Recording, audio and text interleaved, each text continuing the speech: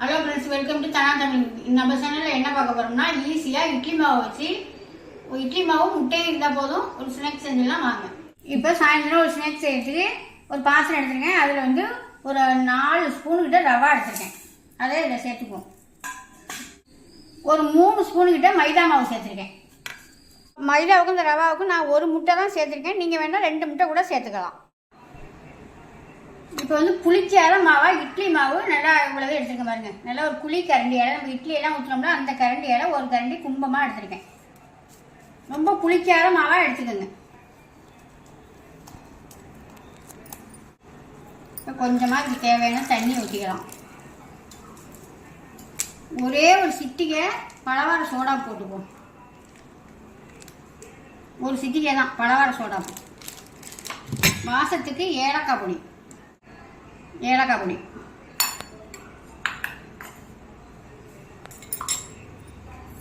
இனிப்புக்கு வந்து நான் ஜீனி தான் போடுறேன். நீங்கள் நாட்டு சர்க்கரை வெல்லம் எது வேணுமோ போட்டுக்கலாம்.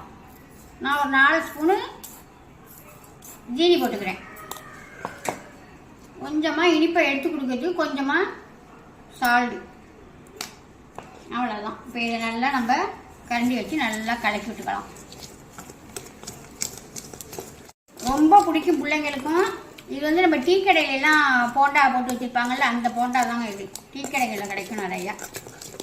டீ கடையில் வந்து இந்த மாதிரி முட்டையெல்லாம் போட மாட்டாங்க. நம்ம வீட்டில் செஞ்சோம்னா முட்டையெல்லாம் சேர்த்துக்கலாம். நல்லா சோடா பழம் போட்டுக்குவோம். அதெல்லாம் நல்லா கலக்கி விட்டுக்குவோம்.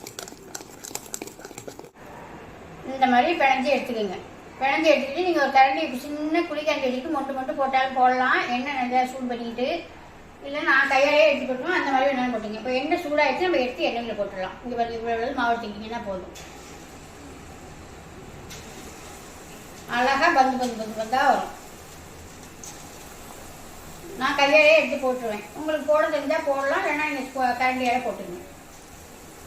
எல்லாம் பிள்ளைங்கள்லாம் இப்போ லீவில் இருக்குமா, ஏதாவது ஒன்று கேட்டுக்கிட்டே இருப்பாங்க. டக்குன்னு இதெல்லாம் ஒரு 10 நிமிஷம் கூட இல்லை. எனக்கெல்லாம் ஒரு 10 நிமிஷமே ஆகாது. எண்ணெயை ஊற்றி சூடு பண்ணிட்டு மாவை போட்டு கலக்கி போட்டு கொடுத்துருவேன். நீங்கள் பாருங்கள் எப்படி இருக்குன்னு.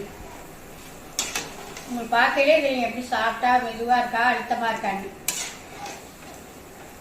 மைதா மாவு சேர்க்குறீங்கன்னு சொல்லுங்க. சும்மா 2 ஸ்பூன் 3 ஸ்பூன்லாம் சேர்த்தோம்னா அது எனக்கு எவ்வளோ மாவு சேர்த்தா நீங்கள் பார்த்துக்கிட்டு தான் இருந்தீங்க. அதுலேயே எவ்வளவு வருது பாருங்க. இன்னும் இவ்வளவு வரும். அதனால சும்மா 2 1 தான் பிள்ளைங்க சாப்பிட போகிறாங்க. அதெல்லாம் ஒன்றும் செய்யாது. என்னைக்காவது தானே கொடுக்குறோம். எங்கள் வீட்லேயே எங்கள் பாப்பா எங்கள் வீட்டு பேர பிள்ளைங்களுக்கெல்லாம் கொடுக்கக்கூடாதுன்னு தான் சொல்லுவாங்க. என்னைக்காவது கொடுக்கறதுனால கொடுக்குறது தான். நல்லா அடுப்பை கொஞ்சம் குறைச்சிட்டு, ரொம்ப குறைச்சி வச்சுக்காமல் கொஞ்சமாக குறைச்சி வச்சுக்கிட்டு நம்ம பரட்டி விட்டு உருண்டு ஓடும். இந்த மாதிரி பரட்டி விட்டு நம்ம மெதுவாக வேக வச்சு நல்லா உள்ளுக்குள்ளேயும் வெந்துருவோம். வேவுறது மாதிரி நீங்கள் பரட்டி விட்டு நல்லா வேக வச்சு எடுத்துக்கோங்க.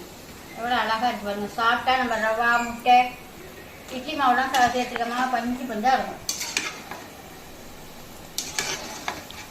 இது நல்லாவே வெந்துச்சு. இப்போ எடுத்துக்கலாம். எல்லாத்தையும் போட்டு எடுத்துட்டு காட்டுறேன்.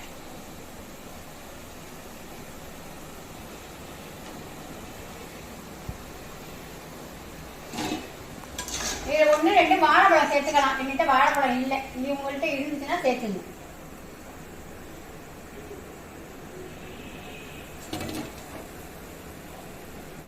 அவ்வளோதான். நம்ம கொஞ்சம் தான் சேர்த்தோம்.